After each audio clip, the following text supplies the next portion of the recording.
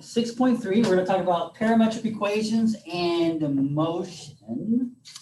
Did we do parametric equations on the P chapter? No. No, we did not. No, we did not. Okay, so parametric equations. Parametric equation is when you, normally when we do a function, all the functions that we've dealt with so far look like something like this, right? Y is equal to 2x plus 1, or y is equal to x squared minus 2x minus 3, or y is equal to something, right? That's all of our functions have been in this fashion. In other words, y has been explicitly given to you, right? We have not had anything where it's been given implicitly to you. Implicitly meaning you have to do some work to figure out what y is. Okay, so if I gave you something like this, And X. yeah, you'd have to do some work. You'd have to do y squared is equal to 1 minus x squared. Y is going to be equal to the plus or minus square root of 1 minus x squared. You'd have to figure this out on your own. So this would be an implicit. This would be explicit. Okay, all right. Parametric, in the parametric, now we're going to actually introduce a third parameter. So not only y and x, but we're going to introduce a third parameter, which is usually t. Okay, usually we use t as our third parameter, and we're going to describe the relationship between x and y, okay, not explicitly like this, but we're going to do like, let's look at example number 1. Example number 1, we have x is equal to t squared minus 2, y is equal to 3t. Okay, so we have introduced a new parameter t, and yet we are going to say this equation represents the relationship between x and y. Okay, the reason why we use t is because 95% of the time, the third parameter is time. Okay, so t is the time actually. So that's where the t comes from. That's where the parameter t comes from. Let's go ahead and open up your calculators.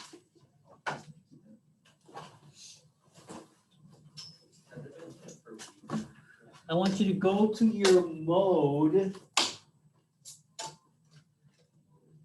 You can go to your mode and tell me, go ahead and go into the parametric mode. Go to mode, there's a, I think it's para, or is it parametric? Parametric. So select the parametric, then go to graph. Now, if you go to parametric, since you're in parametric mode, your graph is going to look like this. It's asking for x1 and y1, right? Okay, so in x1, I want you to put t squared minus 2. And in y1, put 3t.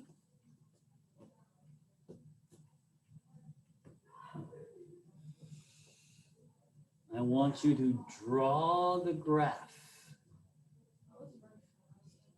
It's the fastest a graph has been growing. Oh my God. Okay, so you have a parabola, not your traditional parabola, right? You have a parabola that's open to the left or the right. Huh? To the right, right? So it looks like this, right? No, Not really. it's only half of that. It's the You top cover half. the bottom half. Oh, so it's only this half. yes. Okay. So go to your t steps, go back to the graph. Go to the t, not t steps, but your t. You're currently set at probably 0 to 100 or something like that, or 0 to 1 or 0 to 2 or whatever. What is it? Say that again. Are we going to Windows? Windows? Yeah, your windows. Mine 6.2. T minimum is at 0. T minimum is at 0, T max is 6.2. 6.28. So let's go ahead and go minus 10 to plus 10. Yep, I got it. Now you get the full parabola, correct? Most likely. Yes. Okay, all right. So if you actually drew it, you're gonna go like from 0 to 6.23, it's gonna go like this. If you actually see it drawing, can you see it actually draw itself? Yes. Right? So it actually draws itself because so it puts in t's, the t steps, and it draws that graph. Okay. The reason why it looks like this is because if I were to take this equation, this system of equations, and if I were to eliminate the t, how would I do that? I would say from the bottom one, t is equal to y over 3. Then I would put that guy in here, correct? So x is equal to y over 3 squared minus 2. So I have x is equal to y squared over 9 minus 2. Multiply everything by 9. This 9 goes away. 18. So this is what you're drawing. This is what you're graphing there. Okay, so this is an explicit function in x, not in y, right? Because I can divide it by 9 and then it's x equal to something, right? Okay, it's the same graph, but I've introduced the third parameter to dictate or to notate the relationship between x and y. Okay. Middle of page 475, definition. The graph of the ordered pairs x, y, where x equal to f of t, y is equal to g of t, x equal to f of t, y is equal to g of t, are functions defined on interval I of t values as a parametric curve. The equations are parametric equations for the curve. The variable t is a parameter, the third parameter, and t is the parameter, I is the parameter interval. So again, as we change the t, you saw that with t min and t max, we were able to get this other part of the parabola, right? Okay, example number 1. So for example number 1, okay, we're not going to do that. We're good with that. Let's do example number 2. Let's talk about eliminating the parameter once again in a different sense. So in example number 2, I have x equal to 1 minus 2t. Y is equal to 2 minus t. And then I have t is like this. So again, I want to eliminate the t. So how do you do that? I would go minus, minus, plus. Move the 2 over. 2 minus y is equal to t. And I would put that into here. X is equal to 1 minus 2 times 2 minus y. X equal to 1 minus 4 minus 3 minus 2, so plus 2y. So x plus 3, 2y is equal to x plus 3. Y is equal to 1/2 of x plus 3 over 2.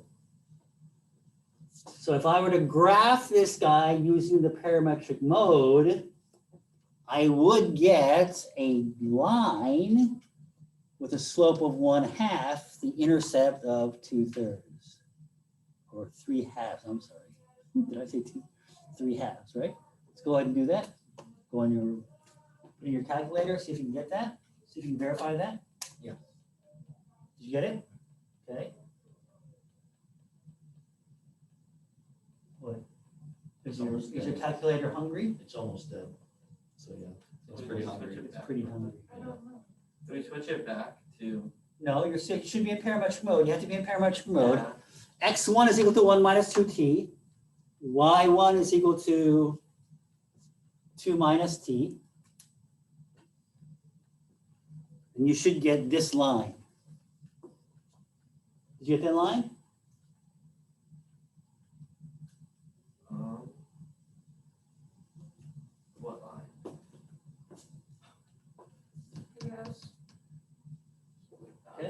Brady, Yeah, I think so. Olivia? It intercepts it. Why's your window so? Because I'm trying to fix it, okay? Is yours a fix it? Or Windows still should Yeah. be 10, negative Mine 10 to did. 10. Mine's just more wide. Yeah, why's your window so wide? Both of these though. I'm fixing it. Okay, so we're good with that. Okay, so we're good with that. But you can see how this guy, this is the one that we're always used to looking at, right? We're used to seeing this, but it actually, when you look at this, you're not thinking that this is the same as this. Question? Why can't we just do the one on the right? This guy here? Yeah. Because there are times when you're gonna need this. To check this. Not to check to see if it's the same, but I mean, when you do like physics labs or engineering stuff, there are a lot of times where it's gonna look like this. We'll look at one of the physics ones today. Example number 3, eliminating the parameter, and we've already done that. We've done that. Okay, so I'm not gonna redo that one. That was the one that we initially did, example number 1, where we eliminated the t, and I showed you what it looked like. Example number 4, okay, now this is a little different. Example number 4, where I'm trying to eliminate the parameter, I'm trying to eliminate t again, and I get to cosine t to sine t. Is that it? Yeah, where t is 0 to 2 pi. How do I eliminate the t here?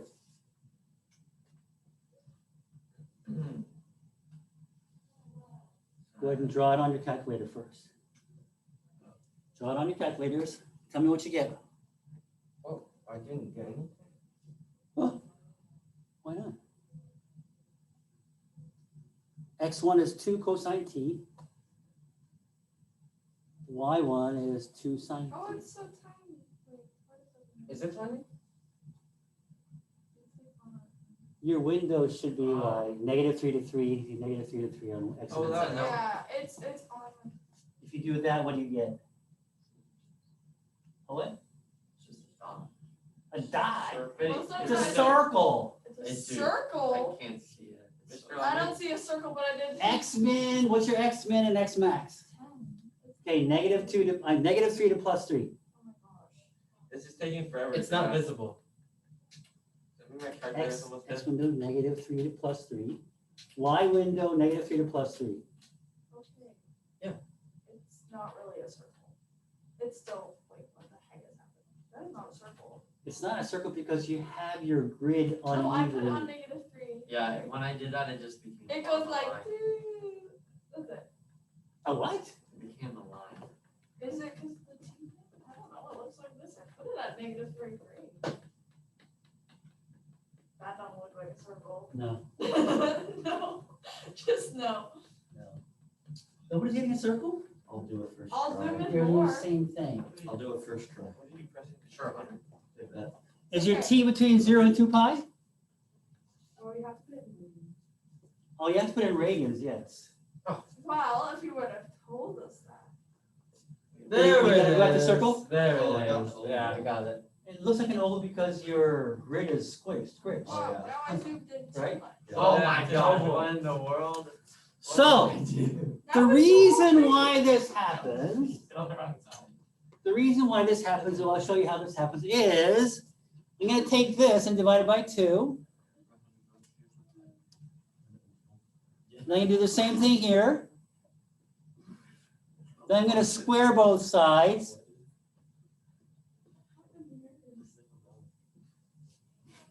If I add these two together, what do I get?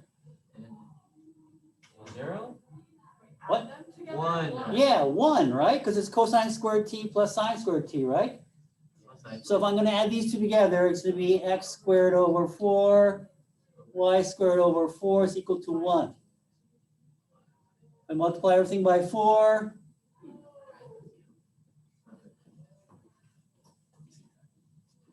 Go back to your calculator, put them into not parametric mode, Oh but my god.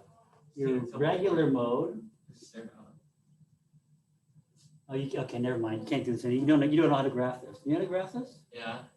Go ahead and graph Just it. get the Y limb, right? Huh? Don't you just get the Y limb? So graph it for me. Oh, I can't.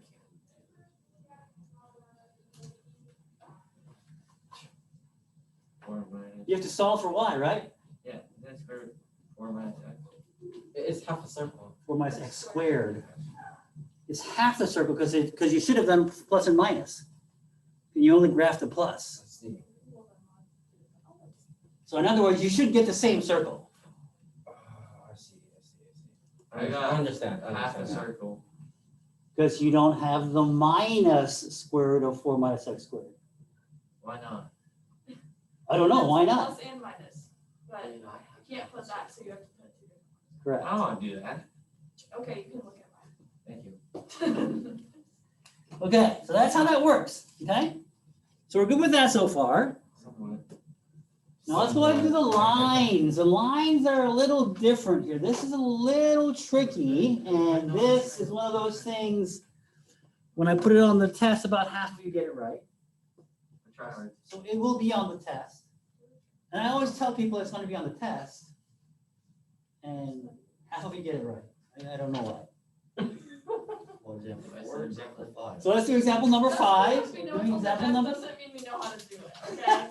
We try. Well, example number 5. But when I tell you it's going to be on the test, I mean, isn't that something, one of the things that you would look at right before the test, if nothing else? Well, yeah, but what if Because you just know it's going to be on the understand? test? No, then you blank. Try not to look at the blank. Okay.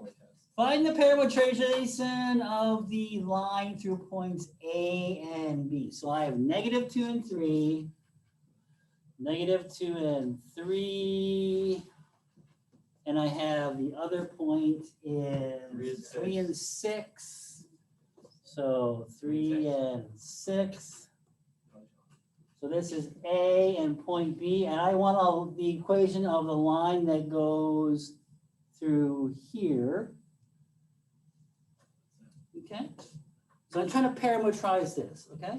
I'm gonna put this in t equals something. Y(x) equal to something t, y is equal to something t, or whatever. That's my end goal. The way I'm gonna do this, so I'm gonna say the line is going to be a vector from A going towards B, but it can be anywhere on this line. So it doesn't start at point A. There really is no starting point, right? Because it's the line. I'm looking for a line, right? Isn't it a vector? But yeah, so we're gonna use it. You're gonna use the vector, okay? So so this is gonna be the line. So this is gonna be x and y as point on the line, right? Point on the line. So if we'll call this point P, OP is what I'm trying to find. Vector OP is OA time plus AP, right? OA plus AP, because it's this vector plus this vector. Okay. But AP can be represented as T times AB. Why? This is important. So basically I'm saying that A to P is this vector A to B, I'm sorry, vector A to B times something else to get me to here. So if I had a point here, it would be this vector, AB vector times minus something to put me down over here, right? If it was 2, if T was equal to 2, I would go 2 times out here, right? You see what I'm saying? So as T goes from anywhere from here to here, I move all the way along this line. Does that make sense? Sure. Because if you don't get this, I can't go any further. But you understand that part? Where AP, A times P vector, is this vector AB times some sort of constant. Which This is would be like T. 1.1 or 1.2 or Is that something. constant T? That makes sense. So this is the constant right here, is what I'm saying. Yeah, but it's a changing constant because it goes from anywhere between here to here. Because when it goes negative, it's going to go in this direction. Yeah, why are we choosing for the vector to go that way? It doesn't matter. What I'm saying is, because I can put the point down here, right? I can put point P down here, right? Because then it would be this vector here from here to here, which is this vector here times something negative to put it down over here. But look when it's positive. Why? So OP vector is XY. OA vector is -2 and 3 plus T times AB. AB, so it'd be this guy x2 minus this guy, so it'd be 5, and then 6 minus 3, which would be 3. And combine these, -2 plus 5t, 3 plus 3t. So obviously x is equal to that. Y is equal to that. So the parametrization end result, -2 plus 5t, y is equal to 3 plus 3t. Does that make sense? So we won't find the value of the variable. I don't need to know the variable because the variable, because in order to get the entire line, the t has to be anywhere between -infinity and positive. Oh, okay. So it's 2. Now, if I wanted just the line segment from here to here, how am I limiting my t? Divide it out. Can you see that to do the line segment A and B, t would be that? Right? Because it's not negative, it's not going this way, it's going over this way, but it can only go to B. So it can only, at most, t can be 1. Right? So if I wanted just that line segment AB, it would be from here to here. If I didn't have that restriction and t could be anything, it would be the entire line. We good? No? Why, my question, why do you have 2 lines What do you mean 2 lines? under the greater than this? Because they can be equal, right? When t is equal to 0 on Just point A. One line? What? Why don't you just do 1 line? You know why the reason for that is? What is that? Well, you gotta make a break in it, Mr. What is Ron. that? You gotta make a break in it. This is z is greater than or equal to 2.